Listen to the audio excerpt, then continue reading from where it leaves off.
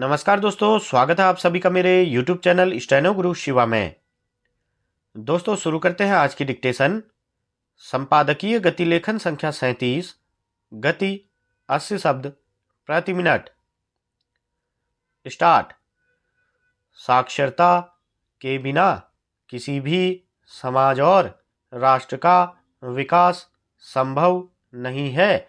यह सामाजिक सद्भावना को मजबूत करती है और आर्थिक प्रगति का द्वार खोलती है। वहीं निरक्षरता पिछड़ेपन और असमानता का मुख्य कारक है। आज़ादी के बाद साक्षर भारत की परिकल्पना भी की गई और उसके लिए सरकारों ने अलग अलग नाम से निरक्षरता उन्मूलन के लिए अनेक अभियान और कार्यक्रमों का संचालन किया। उन कार्यक्रमों की बदौलत हमने प्रगति करने का भी प्रयास किया। 1951 से 2011 तक हमने साक्षरता में दशकीय प्रगति कभी धीमी और कभी तेज रखी। 1991 से 2001 का दौर हमारे लिए सुकून देने वाला था। दरअसल 2001 में भारत की साक्षरता दर 64.83% से 74.04% पर आ गई। यह बढ़ोतरी पिछले दशकों के दौरान लगभग अच्छी मानी जानी चाहिए। इस दशक में अनेक राज्यों ने खासी उपलब्धि हासिल की।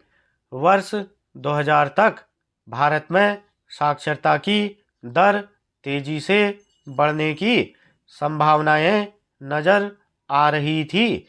इसी क्रम में संपूर्ण साक्षरता अभियान मील का पत्थर साबित हुआ, मगर धीरे धीरे यह अभियान कार्यक्रम में बदलता गया।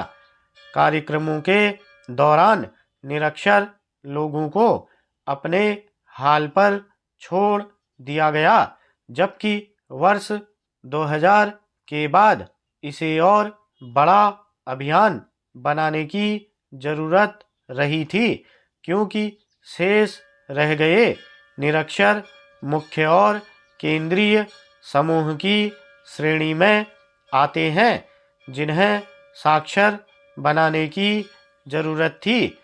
यह वह समूह है जिनकी साक्षरता से बहुत दूरी बनी हुई थी और वे दूरदराज के क्षेत्र में बैठे थे। सच यह है कि गहराई में जाने पर तस्वीर अफसोसनाक दिखाई देती है। 2001 में भारत की पुरुष साक्षरता 75.26% थी और उस समय महिलाओं की साक्षरता दर मात्र 53.67% थी।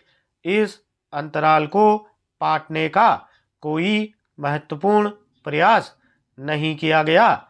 वहीं 2011 की जनगणना में पुरुष साक्षरता 82.14% थी और महिला साक्षरता 65.46% थी।